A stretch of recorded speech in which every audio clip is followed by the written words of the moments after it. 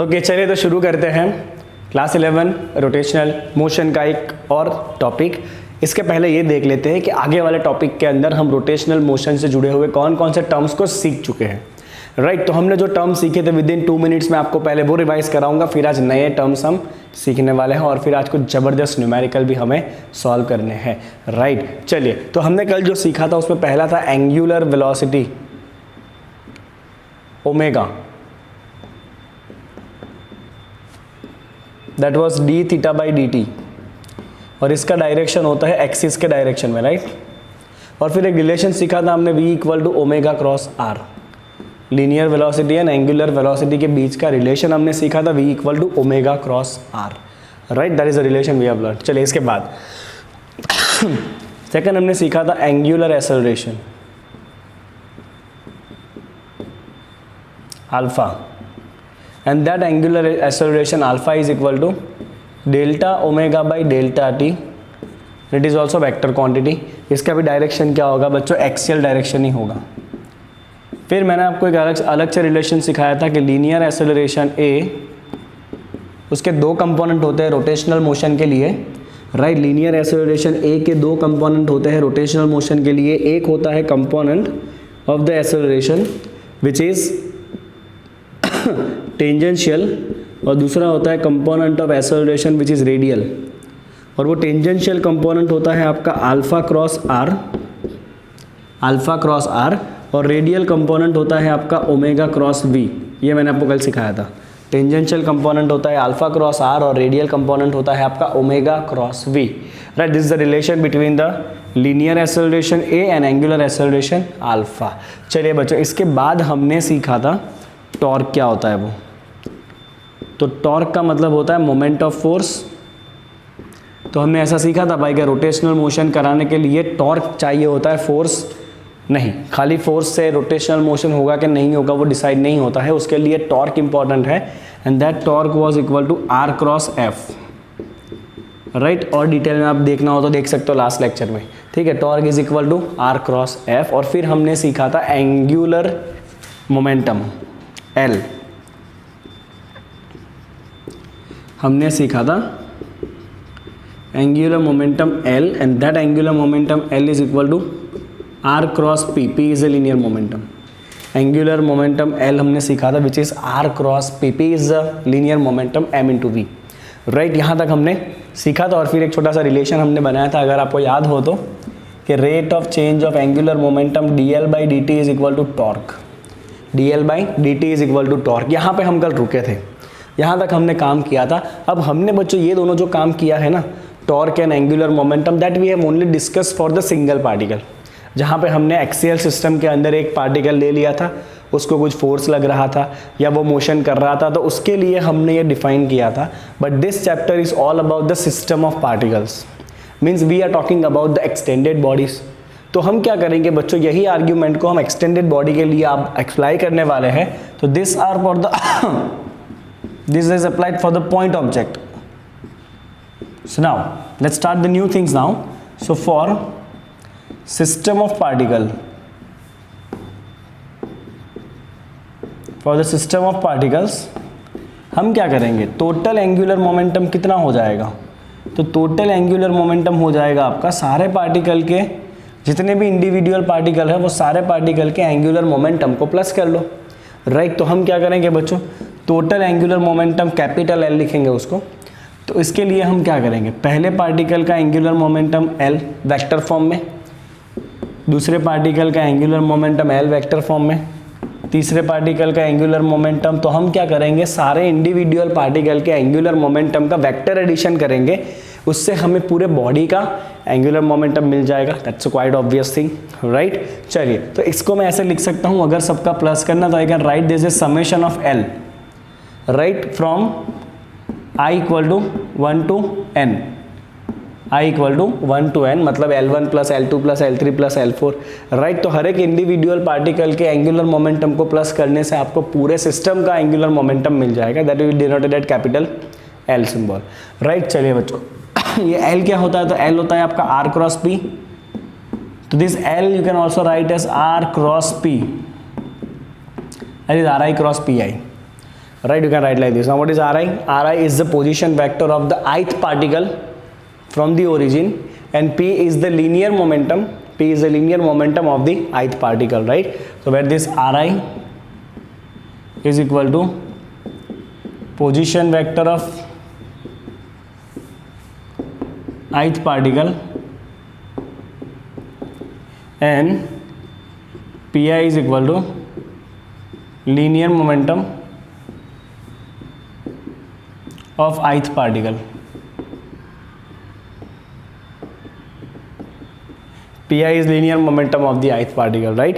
So this is what you can do for the system of particle. वापस एक बार बताऊंगा, सारे इंडिविजुअल पार्टिकल के मोमेंटम को प्लस कर देना है, आपको पूरे सिस्टम का पार्टिकल मिल जाएगा, सिस्टम का एंगुलर मोमेंटम मिल जाएगा, right? Now what if we are gonna do dl by dt? अगर इसको डिफरेंशिएट करेंगे तो क्या होगा? चलिए अगर हम इसको डिफरेंशिएट करेंगे, चलिए थोड़ा आगे ले जाते हैं थियरी को। Let's differentiate this dl by dt। तो इससे क्या होगा? अगर इसको आप डिफरेंशिएट करोगे dl by dt, पूरे बॉडी का एंगुलर मोमेंटम का जो चेंज हो रहा है, सो हमें हर एक टर्म को डिफरेंशिएट करना पड़ेगा, है कि नहीं? तो हम क्या कर रहे हैं यहाँ पे भाई, हर एक टर्म को डिफरेंशिएट कर रहे हैं। Now this dl by dt हमने कल पढ़ा था, that is torque acting on the particle. तो this dl1 by dt is the torque acting on the first particle, this is torque acting on second particle, this is torque acting on third particle and so on. This is what you can write. Okay, now what does this mean? अगर सारे torque को plus करोगे तो this is the total torque acting on the body. अब एक बच्चों बात आपको ध्यान रखना है कि टोटल टॉर्क जो होता है ना, उसके अंदर तो इंटरनल टॉर्क्स भी होंगे और एक्सटर्नल टॉर्क भी होंगे, राइट? ओके, बिकॉज बॉडी के अंदर जो पार्टिकल होंगे उनके बीच में अंदर अंदर भी तो फोर्सेस लग रहे होंगे ना, इंटरनल फोर्सेस, उसकी वजह से भी टॉर्क जनरेट होगा, जिसको हम कहेंगे इंटरनल टॉर्क्स, राइट? तो यहाँ पे जो आपका टोटल टॉर्क है ना, उसके अंदर इंटरनल भी होगा और एक्सटर्नल भी होगा, बट ये जो आपका rate of change of momentum है, राइट, मोमेंटम को चेंज करने का काम खाली एक्सटर्नल टॉर्क करेगा। इंटरनल टॉर्क तो एक दूसरे को कैंसिल कर देंगे, इंटरनल टॉर्क क्या करेंगे, एक दूसरे को कैंसिल कर देंगे। जिस तरह से फोर्स वाले के अंदर भी हमने ऐसा ही पढ़ा था कि बॉडी का मोमेंटम खाली एक्सटर्नल फोर्स बदलता है, इंटरनल फोर्सेस नहीं बदलते। सेम यहाँ भी बॉडी का एंगुलर मोमेंटम खाली एक्सटर्नल टॉर्क चेंज करता है, इंटरनल टॉर्क बॉडी का एंगुलर मोमेंटम चेंज नहीं करता है। This is what you have to keep in mind, right? तो हम यहाँ पे लिखेंगे कि here total torque contain external torques जो बाहर से लगने वाले फोर्स के हैं, and also it contain internal torques,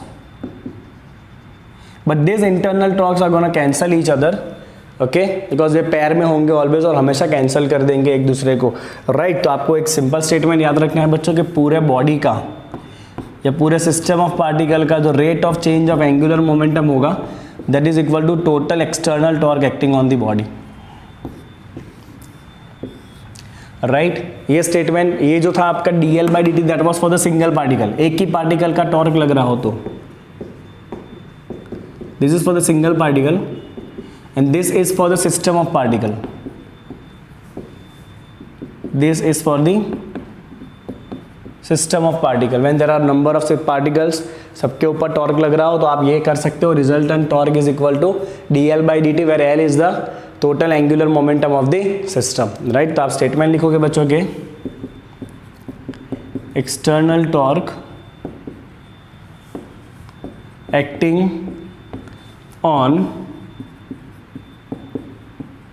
system of particles, external torque acting on system of particles is equal to rate of change of total angular momentum of system, right? External torque acting on the body or external torque acting on the system of particle is equal to total rate of change of angular momentum of the system. Very simple statement. चलो यहाँ से आपका एक और भी बन जाएगा बच्चों, law of conservation of angular momentum. अगर टॉर्क जीरो है, एक्सटर्नल टॉर्क कुछ नहीं लग रहा है ना, तो dl by dt जीरो होगा, मतलब l चेंज नहीं हो सकता है, राइट, सेम स्टेटमेंट आपका न्यूटन सेकंड लॉ में था, law of conservation of linear momentum, जहाँ पे बाहर से फोर्स नहीं लगता है। अगर फोर्स नहीं लगता है बाहर से तो लीनियर मोमेंटम नहीं बदलता है। तो इसी तरह से अगर बाहर से टॉर्क नहीं लगता है तो पूरे सिस्टम का एंगुलर मोमेंटम बदल नहीं सकता है, total angular momentum will remain constant, and that is called as law of conservation of angular momentum. So I will mark it here, law of conservation of angular momentum. Take a screenshot everyone. ले लिया, बढ़िया। चलो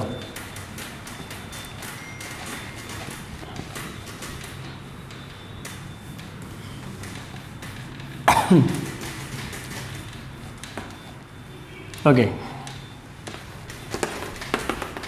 so we can write here law of conservation of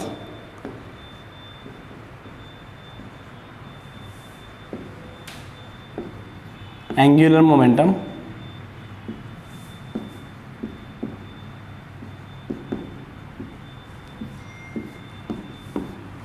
right. तो हमने statement कुछ ऐसा पढ़ा है कि टोटल बॉडी के एंगुलर मोमेंटम का जो रेट है चेंज होने का, that is equal to total external torque. Now if external torque is zero,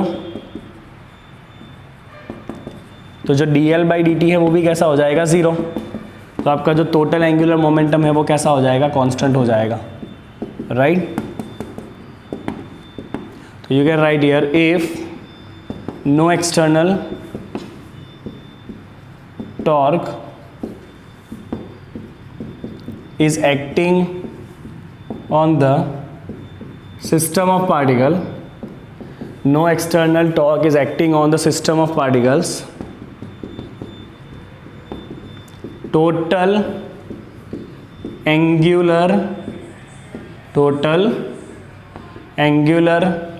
momentum of system remain constant. Total angular momentum of a system remain constant, right? This is the statement of the law of conservation of angular momentum. Torque नहीं लगना है तो angular momentum बदलना नहीं है। हाँ, system of particle है, individual particle जो है सिस्टम के अंदर उनका मोमेंटम बदल सकता है। सिस्टम के अंदर जो इंडिविजुअल पार्टिकल है उनका मोमेंटम बदल सकता है, बट पूरा जब आप सम करोगे ना तो पूरा सम जो है वो उतने का उतना ही रहेगा जितना पहले था, right. That is called as law of conservation of the angular momentum, right. तो आज हमने जो डिस्कशन किया उसमें हमने जो बेसिक फॉर्मूला बनाया था पहले, that is L equal to R cross P, torque equal to R cross F, जो हमने एक पॉइंट ऑब्जेक्ट के लिए बनाया था उसको हमने आज एक्सटेंडेड बॉडी के लिए अप्लाई किया, राइट। कि जब एक से ज़्यादा पार्टिकल है तब क्या करना है वो, ठीक है। चलो इसको कॉपी करेंगे सब लोग quickly. Okay, let's solve two numerical, simple numerical है। क्वेश्चन नंबर 5 क्या कहता है देखेंगे। Find the torque of the force 7i + 3j - 4k which is acting at origin, right, which is it is acting at origin, and you have to find the torque of that particle having the position vector I - j + k। तो आपको दो चीज़ें दिया है बच्चा लोग, force दिया है और आपको जो पार्टिकल पे टॉर्क निकालना है उसका पोजीशन दिया है। तो कोई ज़्यादा मेहनत करने का काम नहीं है। फोर्स का वेक्टर लिख दो, vector F is equal to 7i + 3j - 5k, और पोजीशन वेक्टर लिख दो I - j + k, राइट। चलो टॉर्क का फॉर्मूला पता ही है बच्चों हमें, torque is equal to R cross F. Torque is what, R cross F. चले दो क्वांटिटी का आपको क्रॉस प्रोडक्ट करना है, तो क्रॉस प्रोडक्ट करने के लिए आपको क्या लेना पड़ता है, डिटर्मिनेंट। यहाँ पे आप लिखोगे आई जे के, आई होप आपको याद है ये, राइट, डिटर्मिनेंट का मेथड। चलिए पहला वेक्टर आर है तो आर के कोएफिशिएंट है 1, -1 एंड 1, राइट। दूसरा वेक्टर आपका f है और f के कोएफिशिएंट है 7, 3 एंड -5। चलिए सबसे पहले आएगा आपका i, तो हम क्या करेंगे i के साथ इस लाइन को छुपा देंगे, राइट। बचा क्या आपका -1 3 1 -5, फिर बीच वाला लाइन हम करेंगे -j, बीच वाले को हम क्या करेंगे माइनस करेंगे, इस लाइन को छुपा देंगे। बचा क्या आपके पास 1 7 1 -5, लिखो यहाँ पे 1 7 1 -5, राइट। लास्ट लाइन आएगा आपका +k, बीच वाला ध्यान रखना बच्चों माइनस आएगा, मैं हाईलाइट कर रहा हूँ, इसके ऊपर हाथ रख दो, 1 7 -1 3। चलिए अब क्या करेंगे, क्रॉस मल्टीप्लाई करना है और सब्ट्रैक्ट करते जाना है। -1 × -5 is 5, -3 × 1 is 3, -j, there is -5, -7 × 1 is 7, +k 3, -7 × -1 is -7, so it is gonna B 2i minus minus plus 12j, ये माइनस माइनस प्लस हो जाएगा ना, and this is gonna B 10k. So this is the vector torque, the torque acting at that particle by the given force. So F is equal to torque is equal to R cross F. आपको इस तरह से cross product करना रहेगा ना. It is clear in your mind, right. आपको कोई doubt नहीं होना चाहिए इसके अंदर. चलिए बच्चों आगे देखते हैं एग्जाम्पल नंबर 7.6 क्या कहता है वो. चलिए तो ऐसा कहा है, show that A for angular momentum about any point, angular momentum about any point of a single particle moving with a constant velocity. तो एक सिंगल पार्टिकल है जो कांस्टेंट वेलोसिटी से मूव कर रहा है, तो उसका एंगुलर मोमेंटम जो है ना वो भी कैसा होना चाहिए, कांस्टेंट होना चाहिए. Angular momentum should remain constant. तो let's have the case, suppose there is a single particle and this particle of mass m, it is moving in this direction with a constant velocity v, right? Okay, and let's say we want to find the angular momentum of this particle about this point O, right? Okay, तो आपका इस point का mass है, suppose at t time आपका particle यहाँ पर है, at some time your particle is here, तो आपका पोजीशन वेक्टर ऐसे हो जाना है. This is the position vector r at time t, right? Okay, and the angle between the r and v, let's call it is theta, right? अब जो मैंने आपको सिखाया है बच्चों, एंगुलर मोमेंटम होता क्या है, तो एंगुलर मोमेंटम होता है आपका r cross p. Angular momentum l होता है आपका r cross p, right. Okay, और अगर आप मैग्नीट्यूड लिखना चाहोगे बच्चों तो मैग्नीट्यूड आपका हो जाएगा आर पी साइन थीटा, है ना. क्रॉस प्रोडक्ट है तो साइन थीटा लगेगा पीछे, ठीक है. Now can I write it like R sine theta into P, and this P is equal to M into V. Mass is constant, velocity भी बदल नहीं रहा है, तो ये दोनों चीजें कैसा है, कॉन्स्टेंट है. Now what about this r sin theta? तो r sin theta और कुछ नहीं है, r sin theta वेलोसिटी के लाइन का इस पॉइंट से परपेंडिकुलर डिस्टेंस है. This angle is theta, then this will also be theta. Blue marker लाओ तो. This angle is also theta. ये आपका r है तो डेफिनेटली ये साइड आपका बनेगा r sin theta. That is a perpendicular distance of the line of force or line of velocity, right? Okay, so this r sin theta is, you can write r perpendicular into mv. अब आपका particle जो है उसका velocity constant है, मतलब वो इसी तरफ जाता रहेगा, राइट. तो this is never gonna change, ये तो कभी चेंज होगा ही नहीं. ये तभी चेंज होगा जब ये पार्टिकल जो है ना वो अपना डायरेक्शन थोड़ा बहुत चेंज करे. बट अगर आपका पार्टिकल डायरेक्शन ही चेंज नहीं कर रहा है, राइट, तो ये जो डिस्टेंस है वो बदलने वाला नहीं है. ओके, आफ्टर सम टाइम अगर पार्टिकल यहाँ पे आया तो आपका पोजीशन वेक्टर ऐसे हो जाएगा, तो भी परपेंडिकुलर डिस्टेंस तो यही रहेगा. आपका जो लाइन है वेलोसिटी का उसका परपेंडिकुलर डिस्टेंस तो यही रहेगा, राइट. पार्टिकल अगर और आगे गया तो भी वेलोसिटी की लाइन का परपेंडिकुलर डिस्टेंस तो बदलने वाला ही नहीं है, राइट. तो यहाँ पे क्या होगा बच्चों, are perpendicular will also not change. Okay, तो you can write here due to constant velocity, due to constant velocity, perpendicular distance from perpendicular distance of line of velocity will not change. चलो, मतलब magnitude change नहीं होगा. What about the direction? तो आपको इतना पता होगा बच्चों के दो वेक्टर का जब क्रॉस प्रोडक्ट करोगे तो जो आंसर आएगा वो दोनों को परपेंडिकुलर होगा, राइट. तो आपका जो L है वो R को भी परपेंडिकुलर है, P को भी परपेंडिकुलर है. अभी R एंड P दोनों इस बोर्ड के अंदर है. R भी बोर्ड के ऊपर ड्रॉ किया है, V मतलब मोमेंटम या वेलोसिटी वो भी इसी बोर्ड के ऊपर प्लॉट किया है हमने, राइट. तो आपका जो R क्रॉस P वेक्टर है वो इस बोर्ड को परपेंडिकुलर रहने वाला है, and through out it will remain same, क्योंकि वेलोसिटी बोर्ड के ऊपर ही रहेगा. वेलोसिटी वैल्यू कांस्टेंट है, वेलोसिटी बदल तो रहा नहीं है, तो वेलोसिटी बोर्ड के ऊपर ही रहने वाला है. ऐसा मत कहना सर आगे बोर्ड के बाहर निकल जाएगा ना, नहीं, ऐसा नहीं सोचना है, राइट. तो वेलोसिटी आपका इसी प्लेन के अंदर रहने वाला है. आर भी इसी प्लेन में रहेगा, मतलब जो एंगुलर मोमेंटम का डायरेक्शन है वो भी चेंज होने वाला नहीं है। एंगुलर मोमेंटम का डायरेक्शन जो है वो इस प्लेन को परपेंडिकुलरली रहेगा। तो ना एंगुलर मोमेंटम का मैग्नीट्यूड चेंज हो रहा है ना वेलोसिटी चेंज हो रहा है, मतलब एंगुलर मोमेंटम चेंज ही नहीं होगा। तो आप एक स्टेटमेंट यहाँ पे ऐड कर दोगे बच्चों के लास्ट में, हाँ, direction of L is perpendicular to both R as well as P, which is inside the plane of paper। अपने केस में वो कहाँ होगा, अगर क्रॉस प्रोडक्ट करोगे तो inside the plane of paper, and this will also not change, and this direction will also remain constant, क्योंकि R अपने प्लेन में ही रहने वाला है, V भी अपने प्लेन में रहेगा, तो जो आपका R क्रॉस V है वो परपेंडिकुलर ही रहने वाला है, will also remain constant। तो क्योंकि दोनों चीजें कांस्टेंट है तो you can say L is constant, right. तो अगर कोई पार्टिकल कांस्टेंट वेलोसिटी से मूव कर रहा है ना तो उसका एंगुलर मोमेंटम भी अबाउट फिक्स पॉइंट कैसा रहता है, कांस्टेंट रहता है। Angular momentum is also constant about some fix point. चलिए कॉपी करेंगे इसको, एक बार नजर मारेंगे फटाफट। चलिए एक छोटा सा टॉपिक और इंट्रोड्यूस करते हैं यहाँ पर, दैट इज कपल। ओके चलिए now let us see what is the couple, just give me a second. चलिए शुरू करते हैं भाई, क्या कपल क्या होती है। ओके तो कपल होता है basically system of two forces. Okay let's write more precisely, system of two equal and opposite forces, two equal and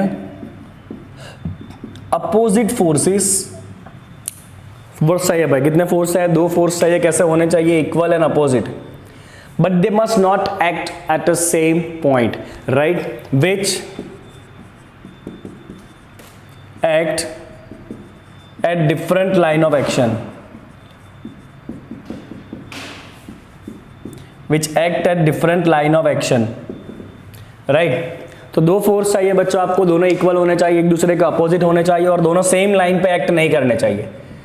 okay couple का काम क्या है पता है, कपल का काम है प्योर रोटेशनल मोशन कराना, क्योंकि फोर्सेस तो इक्वल एंड अपोजिट है तो नेट फोर्स तो कुछ बचेगा ही नहीं, नेट फोर्स तो जीरो हो जाएगा, मतलब ट्रांसलेटरी मोशन तो कुछ नहीं होने वाला है। बट क्योंकि फोर्स आपके सेम लाइन पे एक्ट नहीं कर रहे हैं तो दोनों फोर्स टॉर्क लगाएंगे और रोटेशन प्रोड्यूस करने का काम करेंगे। सिंपल सी बात सोचो, अगर आपको किसी झाड़ के ऊपर कोई डब्बा अगर बंद है, डब्बे को आपको खोलना है ना, तो आपको क्या करना पड़ता है, इक्वल एंड अपोजिट फोर्स लगाना पड़ता है। आप सोचो आपका अंगूठा जो है ना वो आगे की तरफ फोर्स दे रहा है और आपकी जो उंगली होगी ना वो पीछे की तरफ फोर्स देगी, and then only it will be turned, और वो टर्न होगा तो फिर खुल जाएगा, राइट। ओके तो this is called as a couple. तो अगर मैं यहाँ पे कपल दिखाऊं तो let's say this is some object, इस ऑब्जेक्ट के ऊपर एक फोर्स अगर यहाँ पे लग रहा है तो उतना ही फोर्स यहाँ पे लग रहा है। यू कैन सी दोनों का जो लाइन ऑफ फोर्स है वो अलग अलग है। मैंने वेक्टर क्या है अपोजिट डायरेक्शन में, तो एक को मैंने माइनस साइन दे दिया है, right. Both have same magnitude but opposite in direction. Okay and they are acting at a different line, एक यहाँ पे एक्ट कर रहा है इस लाइन के ऊपर, एक यहाँ पे एक्ट कर रहा है। तो आप सिंपल लॉजिक सोचो ना, if it is hinged here, अगर यहाँ पे हिंज कर दिया है इसको, then because of this both forces what is going to happen, this is gonna be rotated. Okay तो कपल के अंदर नेट फोर्स कुछ नहीं बचने वाला है, net force is zero, net force is zero, but couple always produce torque, couple produce torque, couple produce torque, right. Okay ये object को क्या करेगा, इसे घुमा देगा। चल बच्चा कितना टॉर्क प्रोड्यूस करेगा, तो टॉर्क प्रोड्यूस करेगा ये, that is the value of the force, any of the force, value तो दोनों का सेम ही है, that is the value of the force into perpendicular distance between both the forces, right. कितना प्रोड्यूस करेगा ये कपल, तो sorry torque produce by the couple is equal to value of force into perpendicular distance between line of forces, perpendicular distance between the line of forces, right। Okay तो यहां पे अगर मैं लिखूं बच्चों तो torque is equal to value of any of the force. Okay अगर vector form में लिखोगे तो दिस एक फोर्स का लाइन ये है, एक फोर्स का लाइन ये है, लेट्स से दोनों के बीच का परपेंडिकुलर डिस्टेंस जो है वो वेक्टर एल है। कितना है perpendicular distance, vector L, let's call it like this, vector L. तो टॉर्क का जो वैल्यू होगा ना, ये टॉर्क का वैल्यू होगा बच्चों आपका फोर्स का वैल्यू इनटू दोनों के बीच का परपेंडिकुलर डिस्टेंस, जो यहाँ पे आपको एल दिख रहा है, राइट। तो this is called as a couple. तो कपल का मतलब है दो इक्वल अपोजिट फोर्सेस जो एक ही लाइन पे एक्ट नहीं करेंगे, उनका काम है ऑब्जेक्ट को घुमाने का, okay, that is called as a couple. चलिए बच्चों, कपल से जुड़ा हुआ एक छोटा सा न्यूमेरिकल आपको दिया हुआ है यहाँ पे, एग्जाम्पल नंबर 7.7 कर लेंगे वो एग्जाम्पल, और फिर क्लास को वाइंड अप करेंगे आज के। चलो एग्जाम्पल नंबर 7.7 कुछ ऐसा है कि show that moment of a couple does not depend on the point about which you take the moment. क्या कहा है, मोमेंट ऑफ द कपल मतलब टॉर्क, मोमेंट का मतलब है torque, moment of couple does not depend on the point about which you take moment, about which you take moment। चलिए बच्चों देखिएगा ध्यान से, क्या करना है, बहुत सिंपल है and that is very important, right. तो हम क्या करेंगे, पहले एक चुटकू सा फिगर बनाएंगे, देखते हैं फिगर में। तो यहाँ पे let's say there are 2 points A and B, right. चलिए उनके ऊपर फोर्स लग रहा है, मान लेते हैं कि इसके ऊपर फोर्स बोर्ड के अंदर जाते हुए डायरेक्शन में लग रहा है और इसके ऊपर फोर्स बोर्ड के बाहर आते हुए डायरेक्शन में लग रहा है, राइट। तो इतना तो आप समझ चुके हो कि दोनों फोर्सेस जो है वो अलग अलग पॉइंट पे लग रहे हैं, इक्वल एंड अपोजिट है, राइट। और दोनों फोर्सेस जो है वो सेम लाइन में से पास नहीं हो रहे हैं, मतलब ये प्रोड्यूस करेगा कपल और ये घुमाने का काम करेगा। ओके, ये वाला अंदर धक्का मार रहा है बी वाला, ए वाला बाहर ला रहा है, तो ये ऐसे घूम जाएगा, it will rotate like this, okay. चलो अब आपको ये बताना है कि इसका टॉर्क आप किसी भी पॉइंट के अराउंड टॉर्क फाइंड करो, टॉर्क का वैल्यू बदलेगा नहीं। तो लेट्स से कि मुझे ना एक काम करना है, मुझे ना ये पॉइंट के अबाउट टॉर्क निकालना है। I can take any arbitrary point, ये पॉइंट लो, ये पॉइंट लो, ये पॉइंट लो, ये पॉइंट लो, ये पॉइंट लो, ये पॉइंट लो, कहीं भी पॉइंट ले लो, torque will be same, okay. तो लेट्स से कि ये जो O पॉइंट है उसका A के रिस्पेक्ट में, O पॉइंट से A का पोजीशन वेक्टर R1 है और O पॉइंट से आपका B का पोजीशन वेक्टर जो है वो R2 है, and this vector is AB, this are AB vector, right. चलिए हम क्या करेंगे, सॉल्यूशन यहां लिखते हैं, ध्यान देना।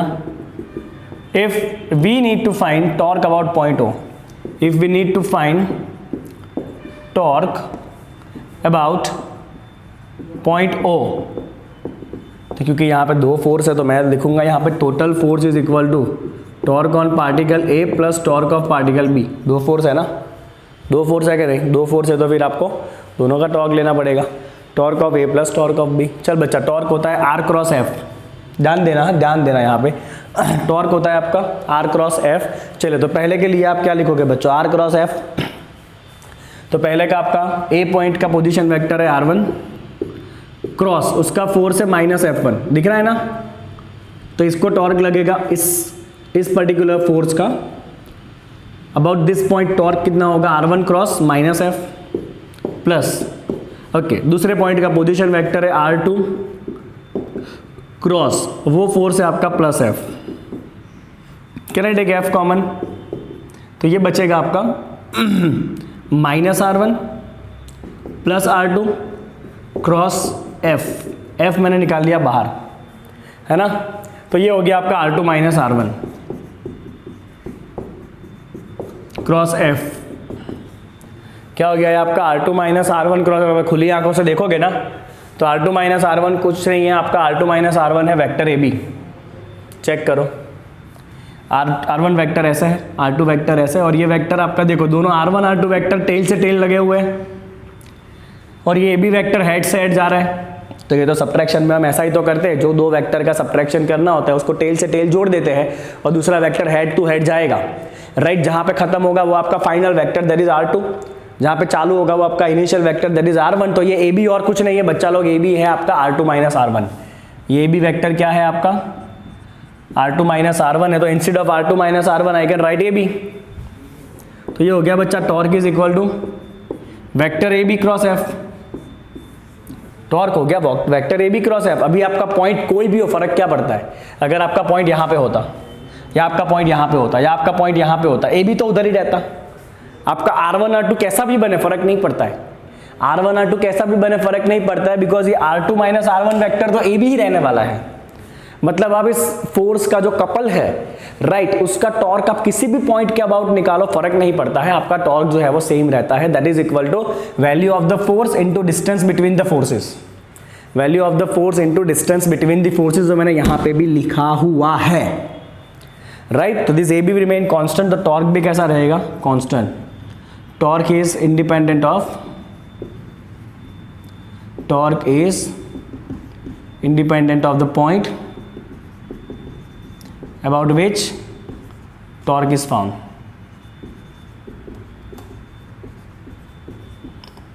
Okay, so this is what the topic called as a couple, right? Okay, तो कपल का मोमेंट आप कहीं पॉइंट पे निकालो फर्क नहीं पड़ता है। कपल का मतलब है दो इक्वल अपोजिट फोर्सेस जो एक ही पॉइंट पे नहीं लगनी चाहिए, बिकॉज अगर दो फोर्सेस एक ही पॉइंट के ऊपर लगेंगे तो फिर ऑब्जेक्ट तो घुमाने का काम नहीं करेंगे। हाँ, अलग अलग पॉइंट पे लगेंगे, they will turn the object right. चलिए इसको फटाफट आप कर लीजिए स्क्रीनशॉट। हम मिलेंगे अगले लेक्चर में, और अगले लेक्चर में हमें बहुत इंपॉर्टेंट काम करना है। हम बात करने वाले हैं about the balancing of the bodies. हम ऑलरेडी इक्विलिब्रियम पढ़ के आए हैं, फिजिक्स के इक्विलिब्रियम की बात कर रहा हूँ, जहाँ पे बहुत सारे फोर्सेस लगते हैं, तो उस फोर्सेस को किस तरह से रिजॉल्व करना है, बैलेंस करना है, वो हम सीख के आए हैं। अभी इस चैप्टर के अंदर फोर्सेस तो लगेंगे बट साथ में बॉडी घूमेगा भी, मतलब टॉर्क भी प्रोड्यूस होगा। तो उस केस के अंदर किस तरह से हमें चीज़ों को सॉल्व करना है वो आपको सीखना है अगले क्लास में। तो एब्सेंट कोई रहेगा नहीं, अगले क्लास में सबको जुड़ना है वापस। चलिए।